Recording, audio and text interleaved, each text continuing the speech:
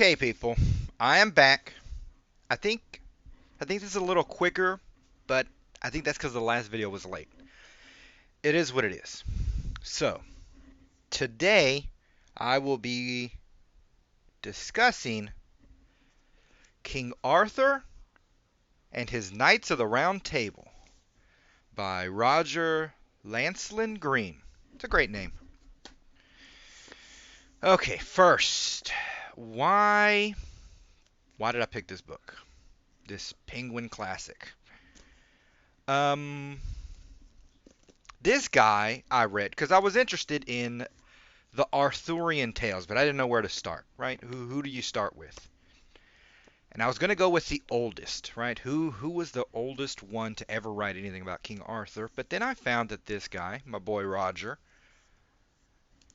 Lancelot, hung out with Tolkien. Hmm. My interest was piqued. And so I got this bad boy. I think I got this at a Goodwill. I don't know. It was like $2. You can still get it somewhere, I'm sure. I didn't look. I should have looked. I didn't look. It's probably on Kindle, right? Everything's on Kindle. In any case, you shouldn't pay too much for this bad boy if you're interested. But maybe you want to hear my rating before you spend the cash. I'm not going to give it a high rating, people. 2 out of 5. It's one of the lower rated books. Why, though? It's interesting, right? The stuff in it's interesting. But the way it's written is like for kids, right? It's very simple. Almost like a kid would tell a story. It's like, and then we went to the store and a dragon came, but I killed it, and then we all ate. Sort of like boop, boop, boop, right on the nose. Very childlike. And I guess in that sense, maybe I would have rated it higher, but you can't. I wouldn't actually recommend this for kids, okay? Because people's heads get chopped off. And so you're like, what do I do with this thing? Hmm? I think if you're. Now, I haven't read them all, obviously, but I think if you wanted some King Arthur, if you wanted some jousting or some knights, right? High adventure, this kind of thing, I think you have other books you could get that would be better, right? If you don't like all those things, you're not going to like this book, right? It doesn't draw you in like that. I like it for the interest, the secondary interest that it had. But, I'm sure there's better books. Or maybe not. Maybe I'm wrong. Maybe this is the top tier. So, right, we have this dueling issues with this book. Not great, not bad. But, and here's another thing, another reason I got the book, which, again, sort of adds to our confusion, right? It's written, I don't know why it bends like that. It's written for kids, but then it has more adult things happening that I wouldn't give to a kid. There's not a lot of high morals, but I'm listening to this biography of Henry the Fourth, old school, back when they are like actually jousting and going to the Holy Land and all this mess. It's an actual biography though, right? Actual history. These people took this crap seriously, right? They're in England. They're like, this is talking about England. That's where we are. They took it seriously, right? So now you're like, do I rate it higher as like source material? I don't know. It's we got confusing stuff here, but they did take what happens in here, not like myth, but like it affected their politics. So a lot of weird stuff. Let's get into it. It starts with like the Saxons are coming. Nobody likes those. And the Romans have left, which the British kind of like the Romans being there. Like real life, When they were leaving, some of the British are like, "Can you just stay and be king anyway?" And the Romans are like, "Nah, I don't want to be here. It's backwater." So I think that's sort of like actually happened. So it begins with some truth. Then we introduce one Uther Pendragon, which I have to say is an all-time great name. All time. It sounds cool. Pendragon's cool. Uther's cool. And they don't really say like where'd he come from. He might be a Roman. He might not. I don't know. But he can fight well. He starts to take over. Um,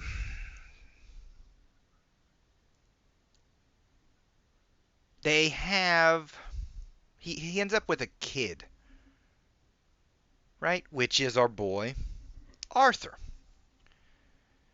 But Merlin takes the kid when he's born and like leaves, right? So we're getting weird now, and it introduces us to Merlin, which it starts almost instantly. Okay, if you grab this book and you read it like it's part of Tolkien's history, right? So Tolkien, he wanted England to have mythology of its own, which it didn't because it had been conquered like 19 times. So there's Norse stories, there's Roman stories, but the British, the true British ones, they're gone, right? Because those people got overrun. So if you grab like the Tales of King Arthur and assume, right now this is just headcanon now. This is me making it up. This isn't official. All right, so don't jump down my throat. But I can't help it. If you just assume that Arthur is of the bloodline all the way back, right? Because Lord of the Rings happened here, and all this time goes on, and then Arthur shows up. So it's like if you assume Arthur is somehow related to Aragorn, it kind of works in how he acts and the things that happen.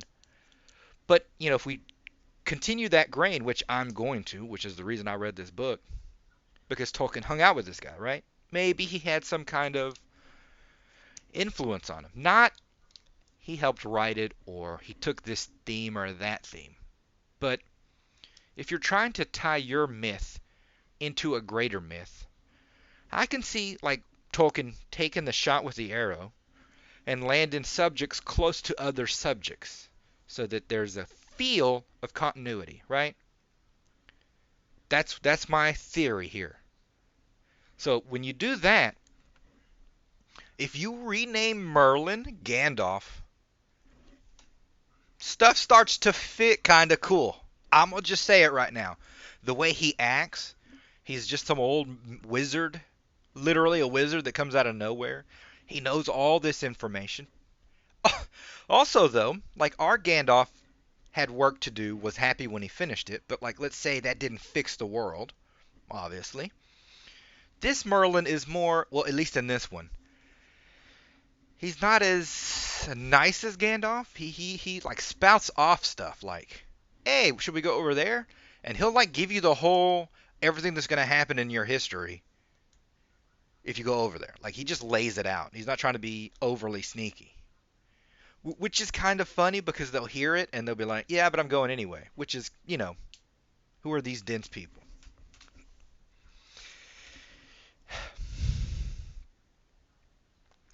We have a little element, a side element, I'd say, that I can't help whenever I listen to any actual British history or these sort of very British tales. And it starts with the King of Orkney, right? He's a big deal in this book. If you need not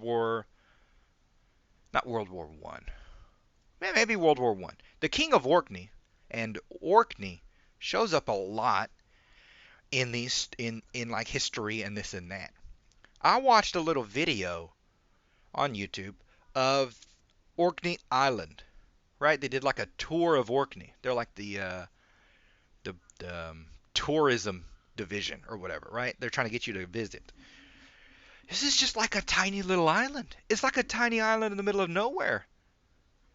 It really is. It's hilarious. And England does this a lot. They will say like the towering mountain, the battle of the towering mountain, right? Or some mess like this, and you're in your head, you're like, oh my God, this is epic. I'm thinking of the Rocky Mountains, right? The Matterhorn, and dudes fighting on there and getting kicked off, right? And falling to their death. And it sounds epic. But when you like, when they like do an actual tour, they're like, this is the Mount, you know, Tower. This is Towering Mount. And I swear to you, it's just like a green hill. It's just like a hill. Now, it's kind of by itself, but you're like, here's a green Shire field, and here's just like a mountain. And I'm like, what the crap, bro? That can't be it. That can't be it. And they're like, that's it. That's 100% it. You've now seen the history of that story. And I'm like, oh my God. Y'all are silly billies. And it's something about how serious the British take their stories. They're very serious. They sound British, which makes them sound smart, to Americans at least. And they just tell it like it's a big deal. This mountain was in the middle of an ocean, right? Or something like it rose from the ocean. But when you look, he's like, yeah, the water used to sort of come up about shin high, and it looked like the island was by itself, right? And the army couldn't come because it was marshy. And I'm like, come on, bro. I got the Nile over here. I got Great Pyramids. I got crap happening in the, Everest and all this kind of crap. And y'all are making this crap sound bigger than it is. I love it, though. Right? It's so fun. Their crap is so fun. Which, the King of Orkney reminded me of that. He's a big deal in this book. It's like people of his lineage end up as Knights of the Round Table. He's respected because he's a king, obviously. But I'm like, you're king of a tiny island, bro. And then like, the Duke of Milan, right? Like, that's a real thing. Not mentioned in the book. The Duke of Milan is a real thing. You go to Milan, it's like a serious city. Crap's happening there. People getting shanked. Orkney, compared to Milan, is just like a small town, right? It's like Little House on the Prairie or something, right? These people are, it's so funny. Oh, I love it so much. Uh, we have Morgan Le Fay is Arthur's stepsister, right? So the king has a daughter with this lady, the main king, Uther Pendragon. They produce Arthur.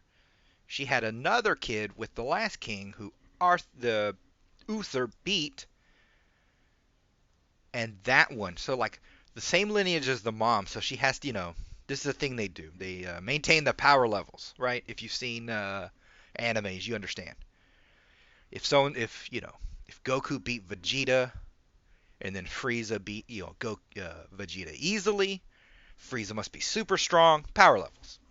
They do this all through this book. It's hilarious. She is his sister, and she's like a witch. And I'm like, she's a constant problem, but they never like deal with her. It's kind of, I guess, family, right? They also have different names, right? Like Camelot, it ends up being London. But they both sound cool, so that works. North Wales is called Gwynedd. I think Britain's called like Logres or something like this. They have different names. It ups the mythology feel of it. Right? And like I was saying about the power levels, they do this throughout this whole book, and it's amusing to no end. It's pretty fun because you see it in real life, right?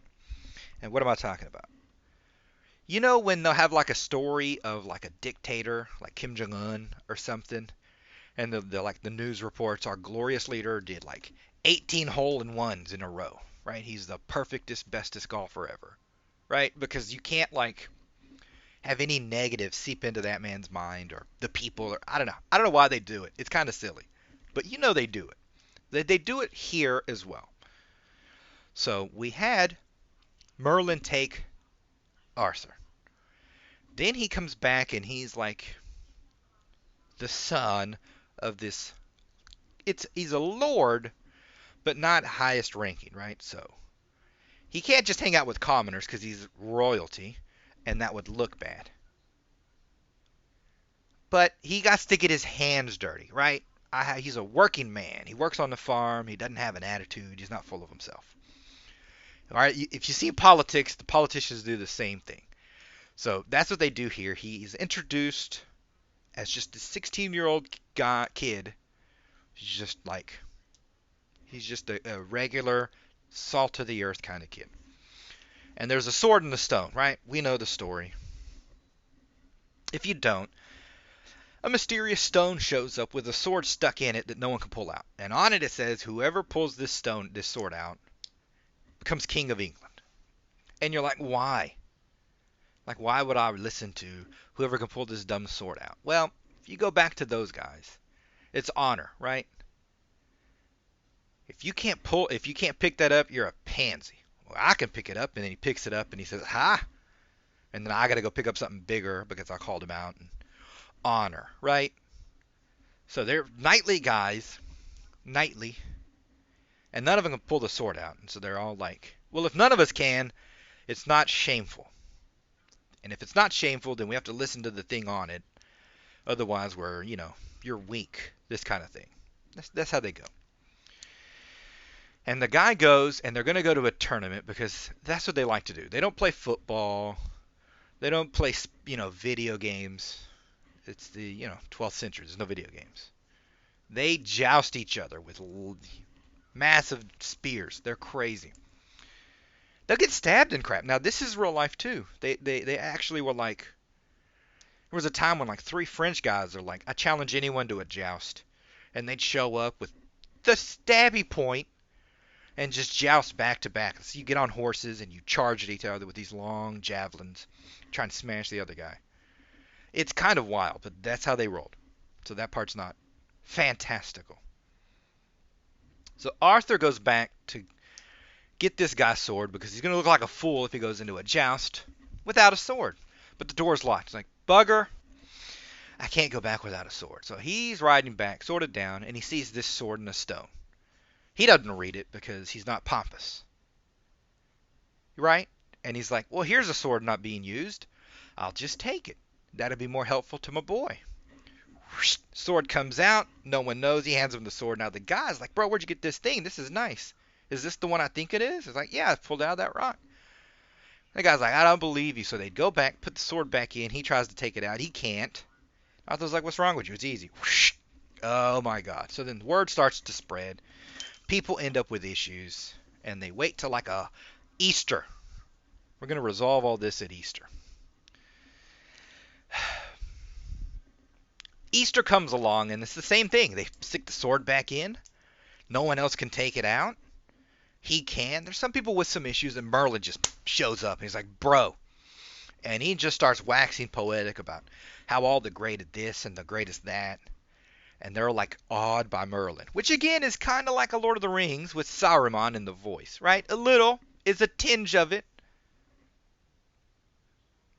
In any case, the crowd's then like, all right, this kid can be king. A 16-year-old, mind you. This fool, because of the power levels, right? The Kim Jong-un thing, the dictator, can't have the king look bad. He goes right from, I'm a farm boy. Well, if I'm to be king, then I swear by all that is holy that I shall defend all the common people and fight in the Holy Land and do all that is right and just and no bad thing ever. And he's like insta good and qualified at being king. Just like, hey, bro, I can be king. I'm king. Okay, I'll do it. It's hilarious. Just without any, he just goes insta in it. Right? Hilarious. At some point after this, and I'm not going through every bit of it, right? There's a bunch of tales.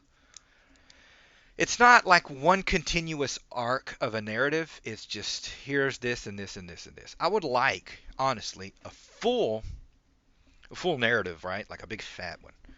I'll see. I'll look. But here we learn, again, and here's this other little tidbit, that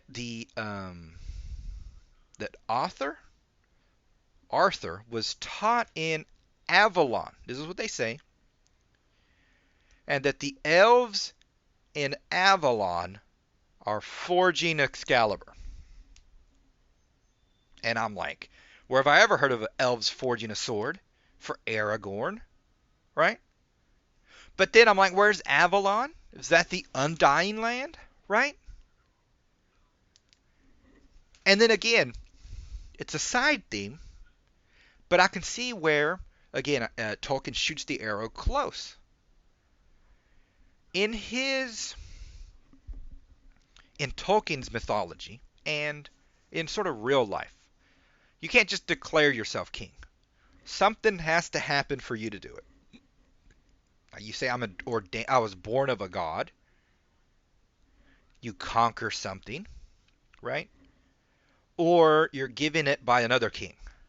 The King of England, I think, was made king by the King of France, right? So if a king makes you a king or a duke, you've earned the status. You can't just give it to yourself.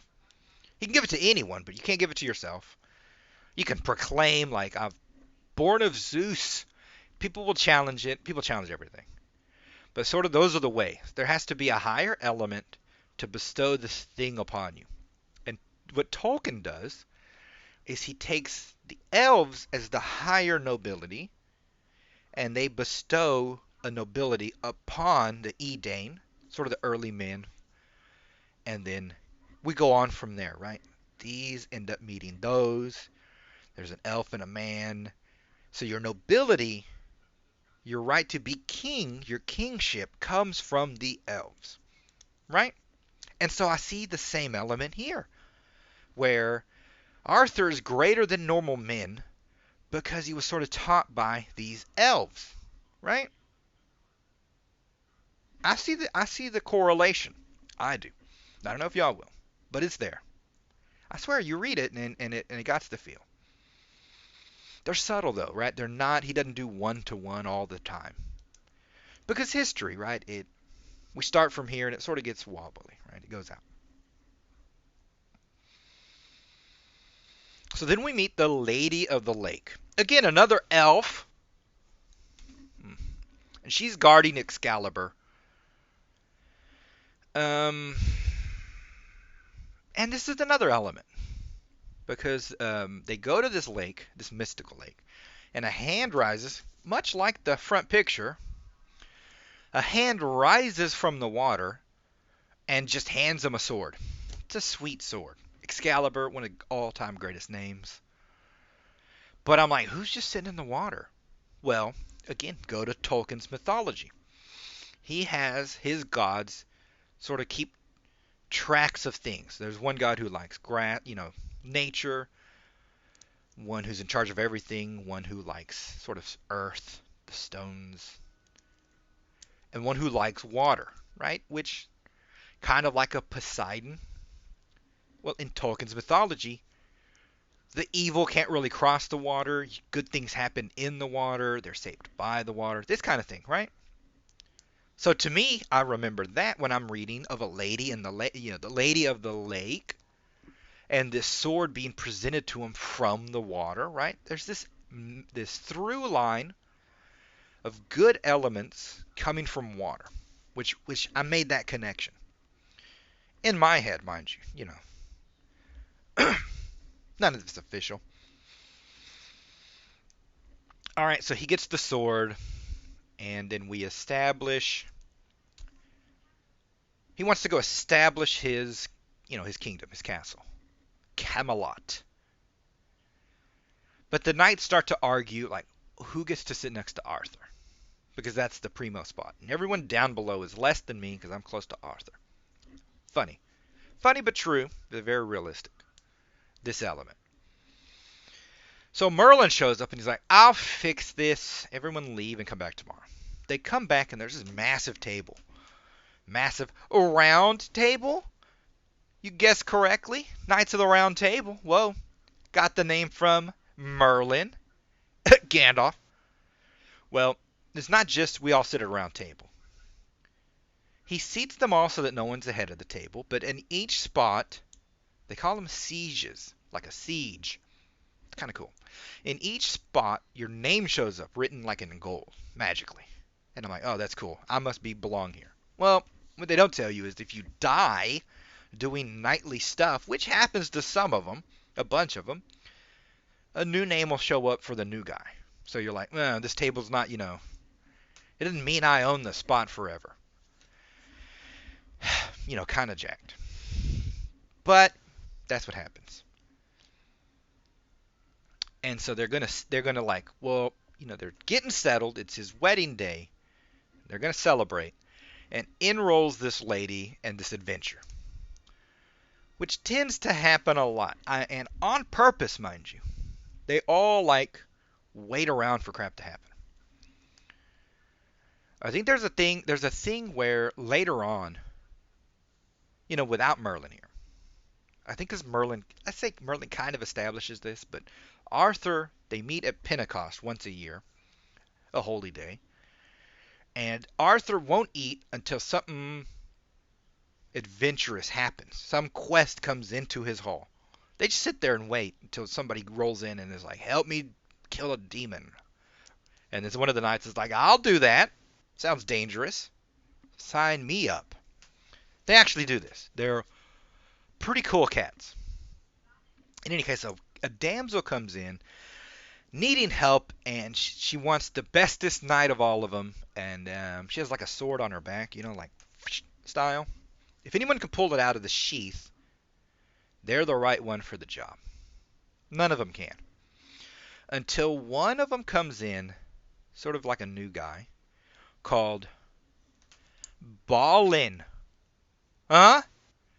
It's spelled Balyn. Balin. Right? Where have I heard Balin before? Yeah. Yeah. Ye old mines of Moria. I think what's his brother's name?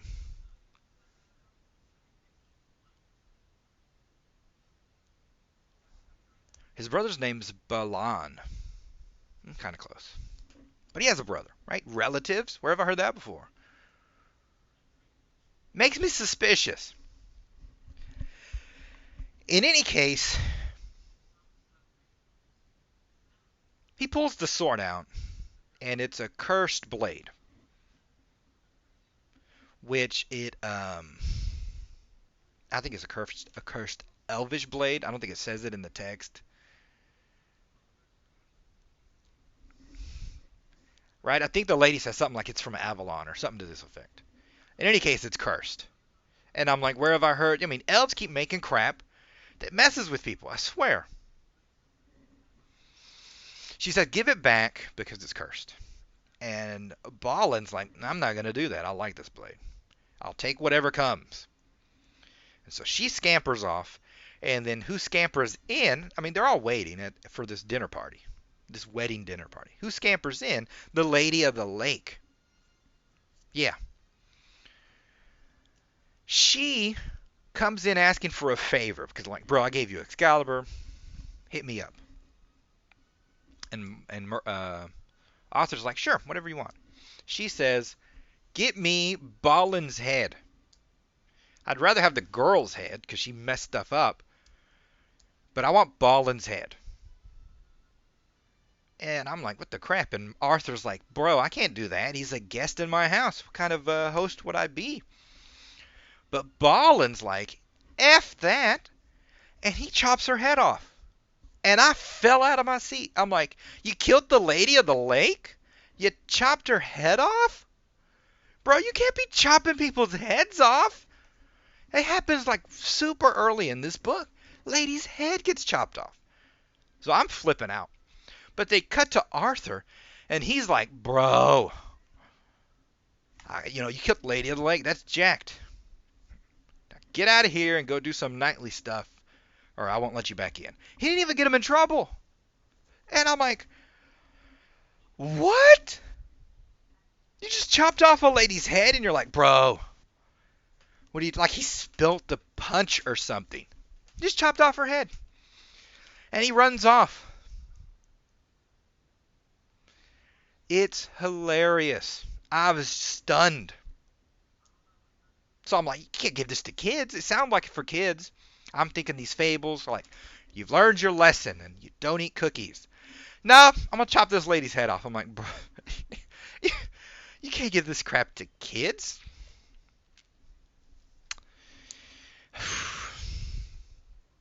I mean, various bad stuff ends up happening to Balin. It ends poorly. He ends up killing his brother. Not good. But again, sort of a bad ending and sort of this inability to divert from your wish. Sort of like Balin, the dwarf. He shouldn't have gone to Moria. It ended poorly, and people are sad about it. But we remember. The through lines continue, right? So then we have. Hold on. All right, this is funny. They're like, a king needs a queen. Who are you gonna pick? And Arthur's like, bro, I saw Guinevere, and she's just the prettiest pretty ever to be pretty. And Merlin's like, I wish you wouldn't pick her. And he goes on to a long tirade, like giving the entire history of what's about to happen to Arthur's kingdom. The whole tirade, like, here's this, and then this, and it'll end badly, and blah blah blah. But she is pretty, and you should want someone pretty. And I swear, King Arthur's writing like he didn't hear any of the negative. He just goes, yeah, she is pretty, isn't she? And he goes and picks her. It's hilarious. He doesn't like, I'm not going to hear. And Merlin does this like 9 times. They say one thing like, I think I should eat this. Well, you're going to get indigestion. It's going to cause you to have a wreck. You won't be there, and your family's going to get murdered. And then you'll go on a long quest that won't be fulfilled, and you'll end up horribly, badly off. But it's tasty before you get to food poisoning, and you're like, yeah, I'll eat it. That's how they act. It's really funny.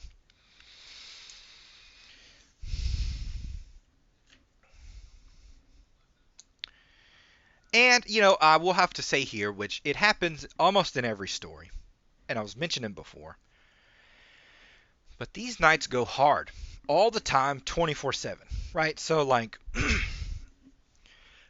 if one of them's taken the quest, like I swear an oath to retrieve that golden cup from that dude. They get on their horse and they ride after the dude. Now, if something happens in between, they're like, F off, I'm on a quest. If someone's like, you got to help me lift this. And you're like, I cannot, I'm on a quest. Then the other knight's like, well, I've taken that indignantly, and if you don't help me lift this, I will fight you. And you go, well, then too we shall fight, because I will not be hindered in my quest. They'll do this to anything. If a castle shows up with an army, and it's like, you shall not pass into my lands, and he's like, well, I have to, because I have a sworn oath. Right? He'll fight the whole army. Even if I die, they go hard. Right? Which again mimics real life. I was reading this biography, and there was this one particular knight, an actual real life guy, who vowed not to leave this French castle until he's placed his flag up on the highest tower. Now, the bigger powers that be, right, the other kings, they agreed this siege can end.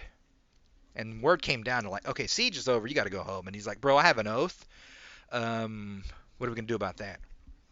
This fool went to the French people in the castle and like negotiated, hey, can you just let me put my flag up there for like 5 minutes so that my vow is, my honor's intact? Can you do that? They agreed. In real life, this knight just put his flag up for 5 minutes so that his oath is fulfilled. It's, again, the English are fun as all get out. But that's what they do in this. If any of them takes any kind of quest, they're not going to back down, no matter what. And they'll fight like 19 times in a row. They joust all the time. And when they're like, okay, they're too tough for the power levels, right? So they joust, and their spears will explode. Right? The next guy, if he's tougher, his has to explode into sawdust. I think they joust one time so hard, charging at each other so hard, that their horses' backs break. Both sides. Horses dead.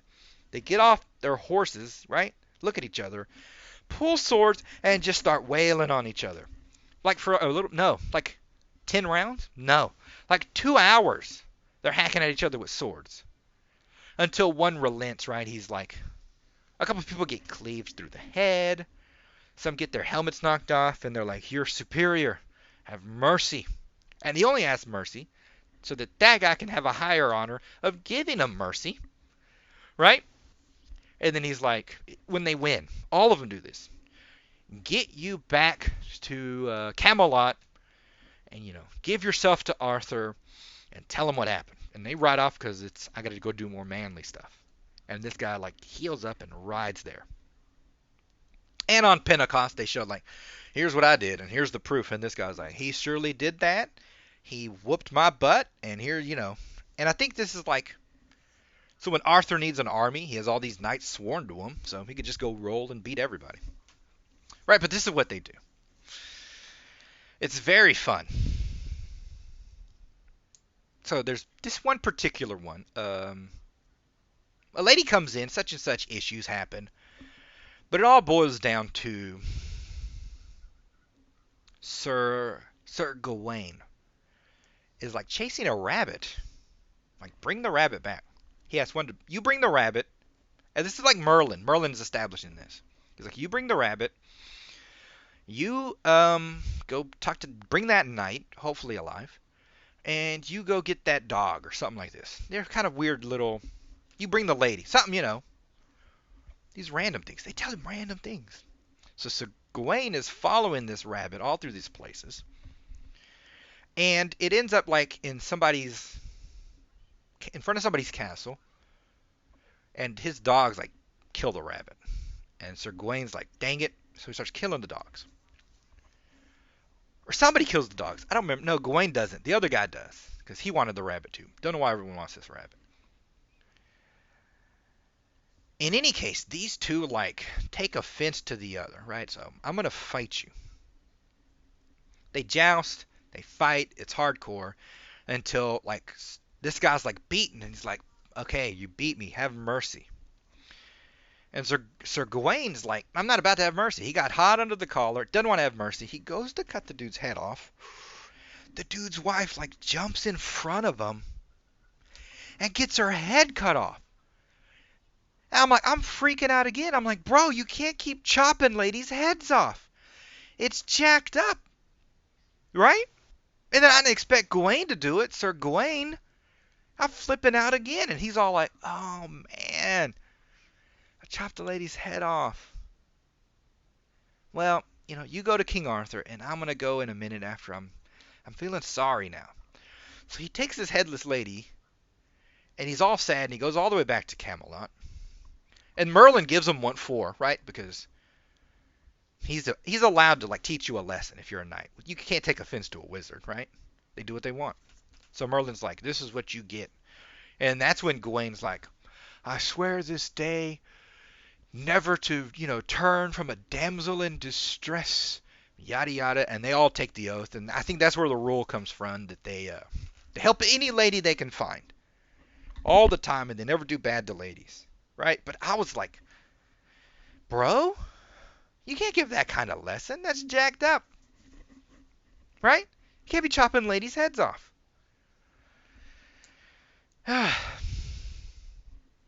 Silly billies. Okay, what's next? Next, we introduce Lancelot. I'll find a picture. I'll find you a picture. The pictures in here, let me find you one. The pictures in here are all like, those old school British pictures.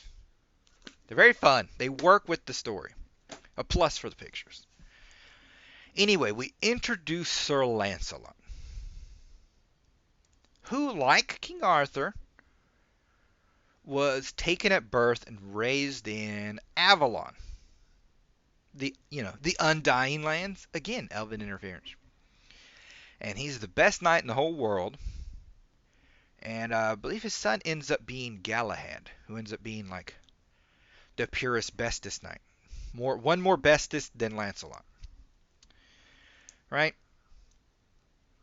And again, it's like more elvish interference.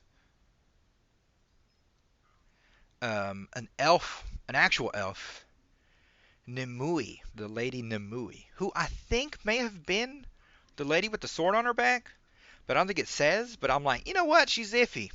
And here's why I think. I'll tell you in a minute. Why I think she's the lady. She takes Merlin, which is prophesied by Merlin, to like a cave underground to go to sleep until the last battle. Um, there's dwarves in the book.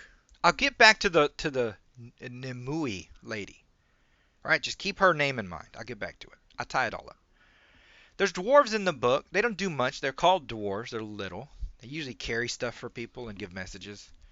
But I'm like, I have dwarves. I have elves. I have castles. I'm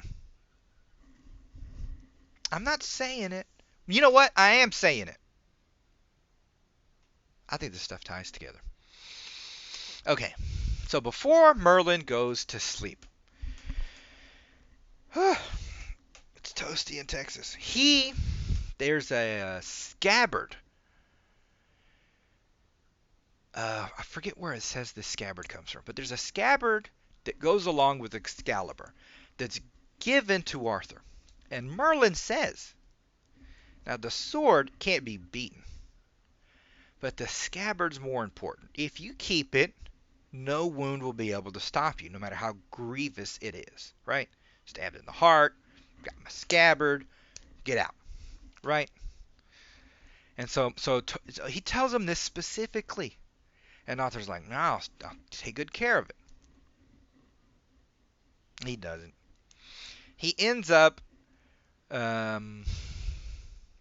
gets into some fights. He needs to go rest a little while.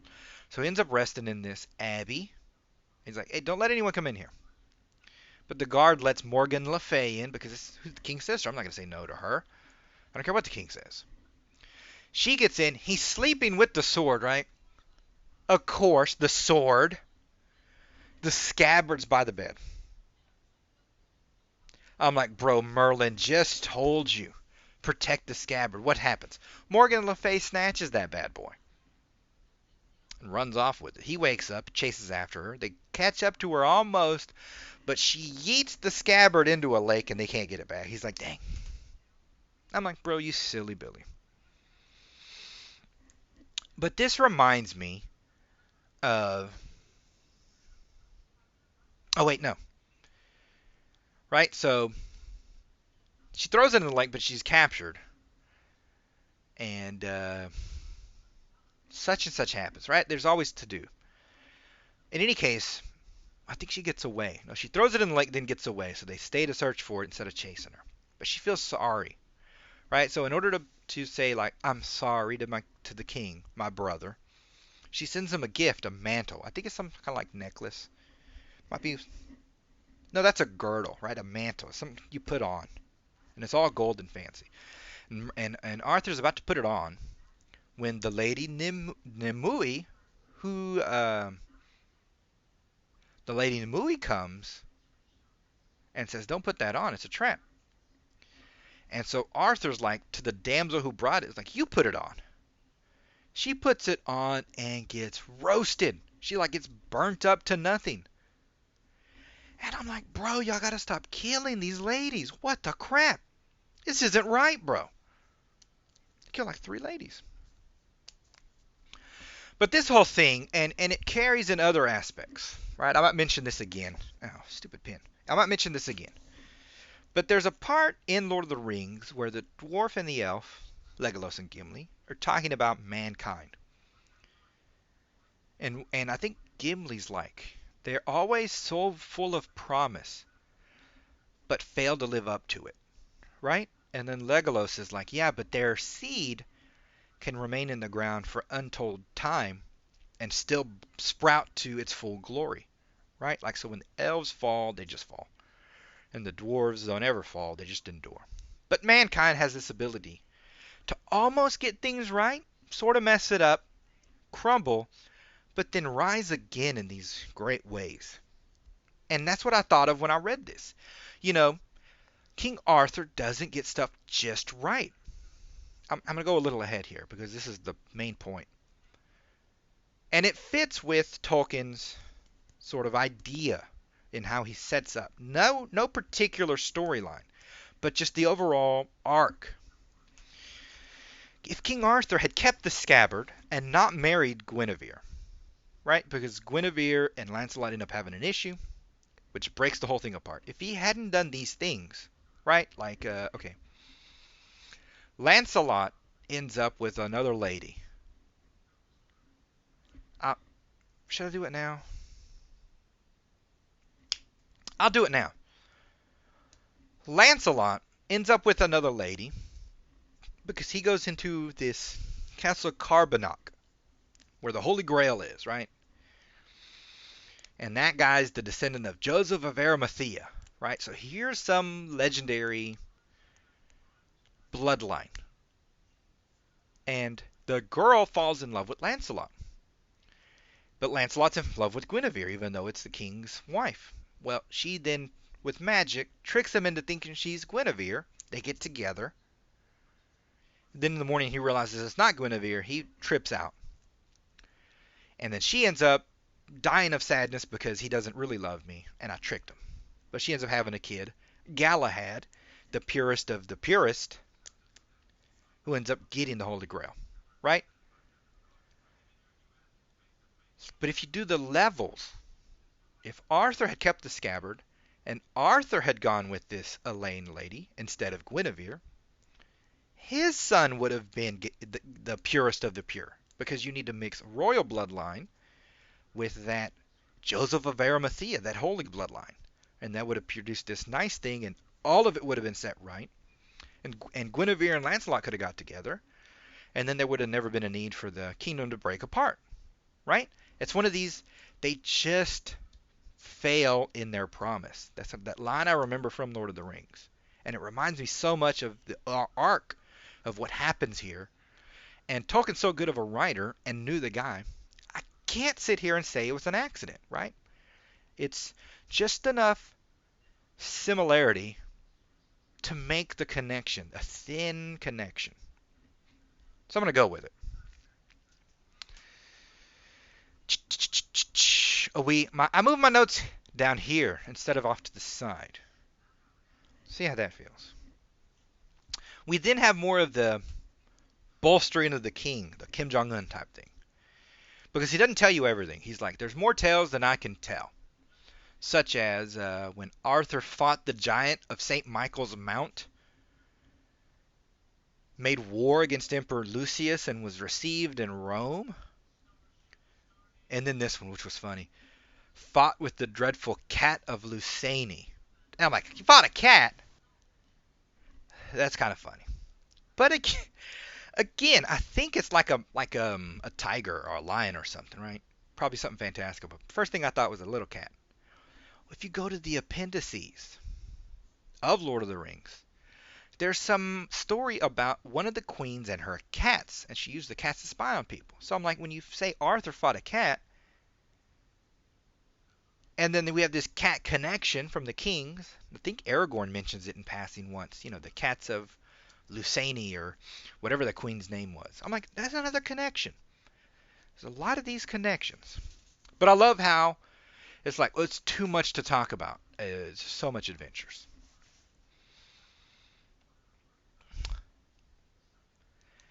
Then we get to Sir Gawain and the Green Knight. And here, the Nimue, the Lady of the Lake, this is why I was saying before, I think this lady has some interference. Right? Because I think well, hold on. She's the one, she raised Lancelot, right? She becomes the Lady of the Lake after the last one was killed. I think it was some kind of power play. Right? And then she put Merlin to sleep. She's involved in a lot of crap, and it's not always like on the up and up. Especially the part with the other Lady of the Lake getting her head cut off. Because I think she might be the one who brought the sword, even though it doesn't say. But it makes me suspicious. And again, another one of these arcs that fits with Tolkien. he has this thread of interference messing up. Galadriel figures this out. The Valar interfere with the elves, and then it goes bad, and there's wars. Then the elves interfere with men, and then it goes bad, and there's wars. Then we get to Galadriel, and when the quest comes, the Fellowship, she doesn't get involved. She's like, I've seen that enough. It doesn't work. We can't do that as elves. So she just gives, because she has foresight, she just gives these little gifts to sort of try and tip the balance if they're strong enough. So it's involvement, but not a hand in the pocket. You see?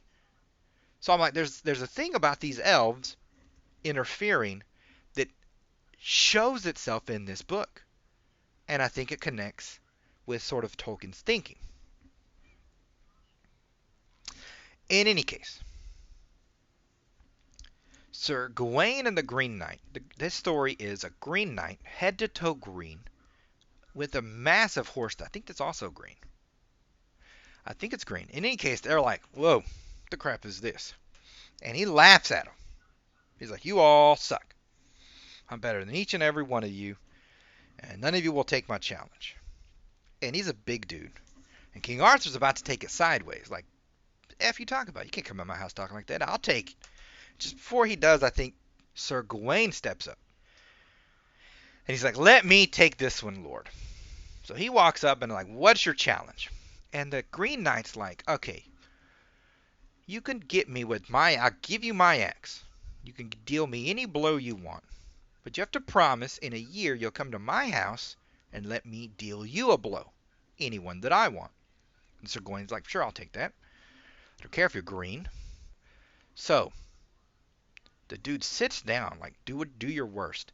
Sir Gawain gets this axe and yeets it as hard as he can, chops the guy's neck off, so hard that it like goes through the neck and like clank on the stone. And I'm like, bro, he's obviously mystical, right? You don't like bet people stuff, bets you can't sort of win, or at least half attempt. Why would you go so hard to begin with, right? I would have got the axe and like give him like a soft one on the arm, right? Like, boop, boop, like a little cat scratch, right? So then maybe he's not mad at me and his blow will be a cat scratch, right? That's what I'd have done. Not Gawain. He chopped that guy's head off. Green Knight grabs his head, laughs at him, and says, all right, unless you're a pansy, you'll show up at my house, the Green Castle, a year from now. And rides off. And they sit there, they're like, oh man, that was weird. All right, let's eat. The year goes by, and Sir Gawain's sort of kind of nervous, like, that guy took a headshot and lived. I think I might die. In any case, he's too noble. He's going to go through with it. He goes through some adventures to get there. He finally gets to a castle, and this guy is nice to him, and he's like, I'll take you to the Green Knight's castle. It's not like 30 minutes away on the appointed time. You'll get there, just stay here. He goes on a hunt. There's sort of like a trick, right? So the lady acts like she wants Gawain, but he won't have her, and he's smooth about getting out of it so he doesn't insult her. And he constantly gets a kiss, sort of on the cheek, just a simple kiss. And so when the hunter king comes back and he's like, I'll trade you this boar for whatever you got today. And he's like, only thing I got was a kiss. Does it 3 times. On the 4th time, she gives him like a medallion, like a ribbon or something. Like, this will keep you alive. It's magical. So he takes that because I'm like, I'm about to get my head chopped off to Mari. But he doesn't give it to the big guy. Right? And you're already seeing what's about to happen. He goes to the Green Castle, and the big guy turns out to be the Green Knight. He's all green now. And he's like, you lied to me, bro. You were supposed to give me everything you got. You didn't give me that, ribbon. You're a liar, not a knight. And he's like, you're right. I apologize. Now off with my head. And the dude rears back, fakes him, and he flinches. And he's like, what kind of coward are you? Which I'm like, it's kind of severe, because I'm like, I get my head chopped off, don't call me a coward. But Sir Gawain's like, I won't do it again. Do your worst. Let's be done talking. I mean, it's some pimp stuff to say. So he stands there, doesn't flinch, but the Green Knight just gives him a flick, a little cat scratch. And he's like, you're forgiven because you did it for the love of life. Right? And so he learns this lesson. Or whatever. I don't know what lesson's supposed to be learned. But I'm like, that's kind of a trippy tale. Knight can't have his head cut off and all this mess.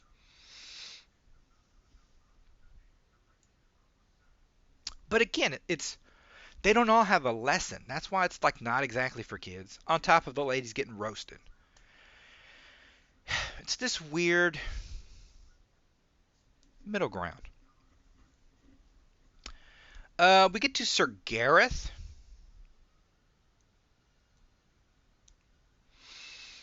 Sir Gareth, who like volunteers to work at the to work in the castle until a quest comes that he can go be knightly about to earn his spot as a knight. He works in the kitchen cooking. I guess he does a good enough job. But he keeps being fun of by being called the knight of the kitchen. So then a lady comes and like, give me your best knight. I got a problem. And he volunteers for it. And she like takes offense. Like, who is this peasant? I don't want this piece of crap peasant doing my quest. This is effed up. And she runs off and he's like, don't worry. And he chases her. And she like treats him bad. But he still helps her. It's kind of funny.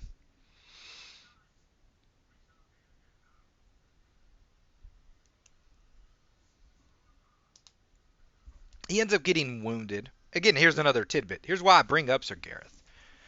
Some of these are kind of repetitive in that, like, it won't be a sword in a stone, it'll be a sword in a sheath. Or here's someone no one can heal. There's a couple, like, getting insulted, right? But they vary it. I don't have too much of a problem with it. But he gets hurt on his way back, somehow, such a way, probably fighting a dude. And the Lady of the Lake, no, the Lady Linnet, one of the ladies around him who likes him, also learned her magic from Avalon, which is elves. She's not an elf, but she learned from them. She heals some of his wounds so he can get back, but she also gives him a magic ring. It says that in this book. She gives him a magic ring and makes him change colors whenever you half look at him. Right? You look away, he was a brown knight, he's the red knight. You don't know who he is. But I'm like, where have I heard magic rings before? I'm telling you, there's a through line and it's here. And the elves made it? Probably, right? Or at least taught them how to make it. They keep interfering. It offends me. We get to this other one. It's Sir Gawain. He comes up a lot. And the Lady Ragnell. This one's maybe the funniest of them all. So King Arthur gets it in his head. He's like, you know what? I want to go do an adventure. So he goes out and he ends up getting tricked by Morgan Le Fay and this evil knight who like freezes him on a bridge. And he's like, I could cut your head off right now. So, but I won't. If you come back in a year and tell me what women really want, I'll let you live. If not, you have to swear by your knightly kingliness that you'll stand and let me kill you. And he swears for his freedom and he runs off. He's like, dang, how am I going to figure out what women want? It's impossible. He literally asks like every woman he can find. He's running around taking notes. So the time comes, he has to go back. This time Sir Gawain goes with him, his nephew or something. He's like, I won't let you face this alone, sir. So he goes with him. And on the way, they meet like an ugly hag. So much so that they don't like, they're like, ugh, she's hideous. But, she's like, give me a moment, even though I'm ugly. And the King Arthur's like, look, even if you're ugly, I'd give you a moment. But, oh man, do I have to look at you? He's kind of still with his honor intact because she's a lady. But she ugly, right? And they're like having issues. They're having issues with it. She's like, I gave you the answer, but you got to give me something in return. They all ask for something. He's like, fine, lay it on me. And he writes it in his book. He goes to the bridge again. And he starts like, okay, what's your answer?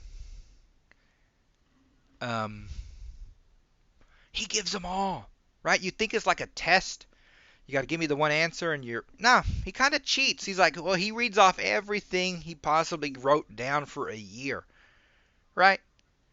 Which is kind of funny. Everyone else gets like a one shot at this, probably, right? But the king, I guess it's nice to be king. King's prerogative. He just lists them all off, and the guy laughs at him like, no, they're all wrong. I'm gonna kill you. He's like, hold on, I got this one last one from this ugly lady. And he says like, women wish to rule over a man. And he's like, dang it, that was right. You go free. Which is kind of funny, though. The king kind of cheated. In any case, they're riding back, and now they got to pay up. The lady's like, I gave you the thing. I saved your life. Pay me. He's like, okay, what do you want? She goes, I want one of your knights to marry me. And I kid you not, Arthur acts more defeated. He thinks, he's like, bro, I can't do it. I can't put that on any of them. They take this harder than they would. They're like, they look death in the eye. They'll go through cursed lands. They'll fight mystical beings. They'll stab each other. They'll fight each other. They'll get stabbed fighting each other and still be like giving each other the business. They look at this. Marrying this old hag is worse than all of that. Right? I'm like, that's jacked. In any case, Sir Gawain is like, I'll do it. And the king's like, bro, I can't ask you to do that, though. Bro, don't look at her. But he does. He's like, I'll do it. So King Arthur rides ahead all gloomy, like, we're going to have a wedding. And everyone's like, oh, wow, Sir Gawain's getting married. This is going to be fun. Everyone gets all hyped for it. And Sir Gawain rides in with this lady, like, next to her. This hag, this hideous lady, this troll. And everyone's like, yeah, oh, dang, what the crap is this? Right? The whole town, everyone in town is like, yeah, ugh. Everyone gets somber. All the knights show up and they're like, Sir Gawain, what the crap? But they don't say anything because it'd be rude. He picked her to be his wife. You can't say nothing about the man's wife. They do the whole ceremony. It's like a funeral. They all think that he's about to die. He might as well kill himself. Death would be better than this old hag. This ugly, hideous person. And I'm like, bro, that's kind of cold-blooded. Everyone deserves love, right? So they go to the marriage chamber, and he's like wincing, but he then gets his crap together. And I think he gives her a kiss, and he's like, can't. How am I going to do this?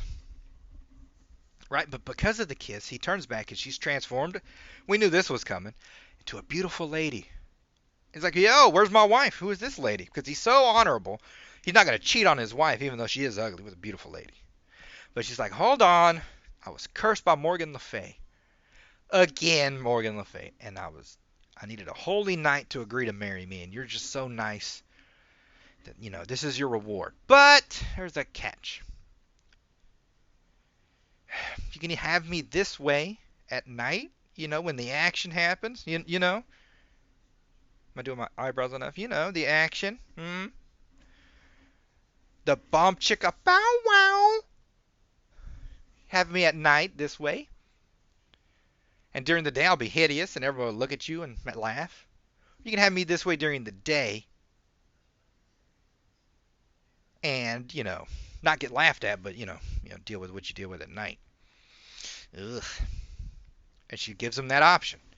And he's like, I can't decide this. He goes, you lady, you are going to have to live with this. I'll accept whatever you decide. Be harder on you than me. And she's like, oh, thank God. You broke the second half of the curse. Because you're so selfless. I'm like this 100% of the time. So his wife goes from hideous to, supermodel. And he comes out the next day. And everybody's like, whoa, who's this lady? And they tell the story. And they're like, bro, good on you. And that's how that story ends. I thought that one was so funny. Just because I have a picture. I think I showed the picture. I should have shown the picture already. But that picture, showing her a hag. I'm like, oh, that's so wrong. Alright. I told you that bit already. I jumped ahead. Castle Carbonic. It's a cool name.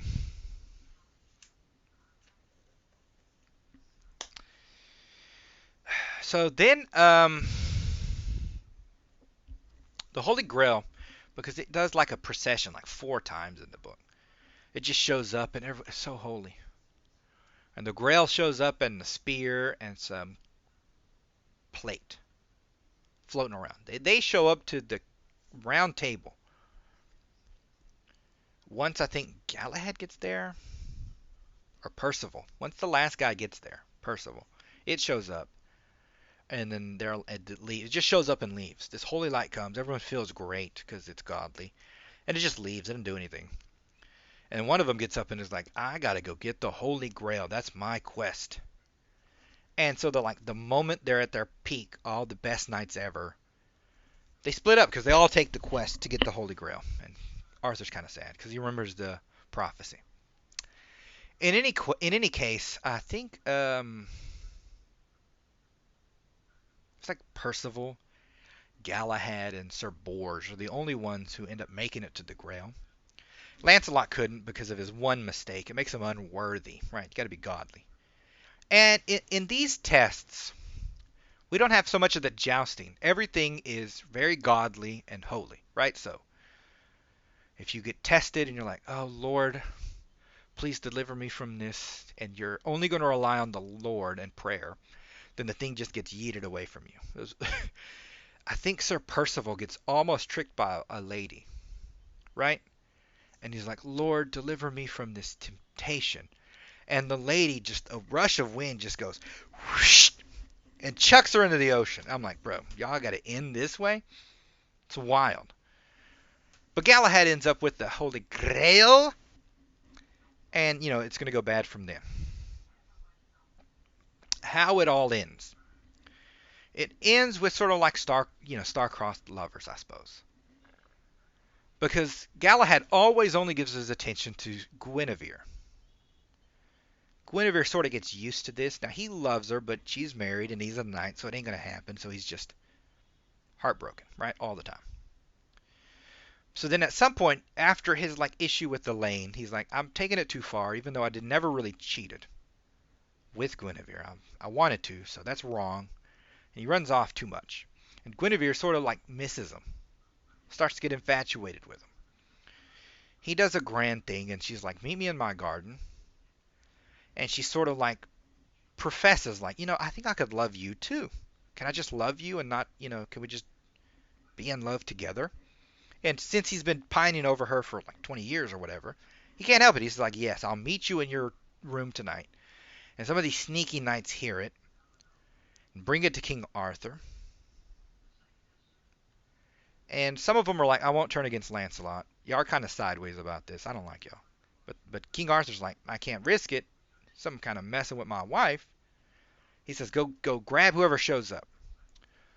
So he shows up in her room, and they're just talking when boom, they start banging on the door. Now they never kiss or anything because Lancelot's too nice, and so is Guinevere. But they were gonna, right? They were gonna, but they didn't. In any case, he's like, "The jig is up. I've been shown for what I am." In any case, he's like, "I'm not going down easy." She asks if he has any armor, and he's like, "I got nothing in here." So he cracks the door open.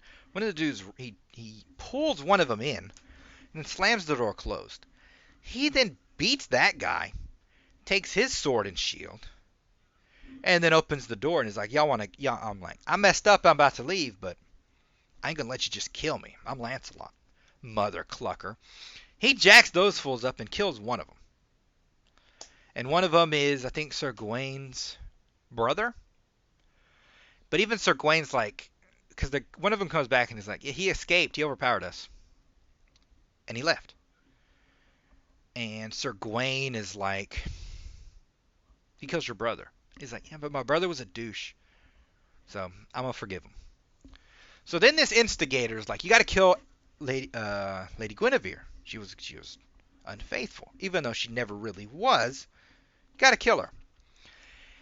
King Arthur agrees. He's like, "That's the rule," but then he instantly regrets it because kings have to instantly regret even a mistake they make. He instantly regrets it, but it's too late. So they're going to put her on a stake and burn her. And Lancelot's like, "F that," and he comes and rescues her. Right now, 2 other knights are feel really bad. So in protest, they show up without like armor next to Guinevere, and they're like going to show their resolve.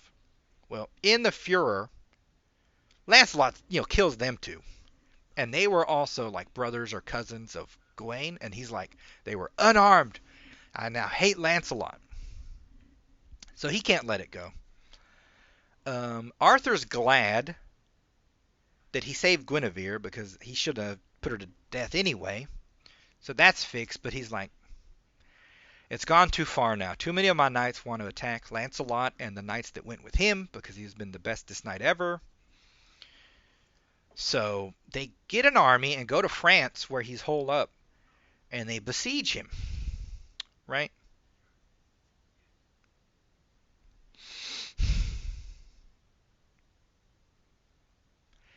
And then we end up with like, he leaves the dirty traitor, I believe this is right. He leaves the dirty traitor involved in charge of Camelot while he's sieging Lancelot.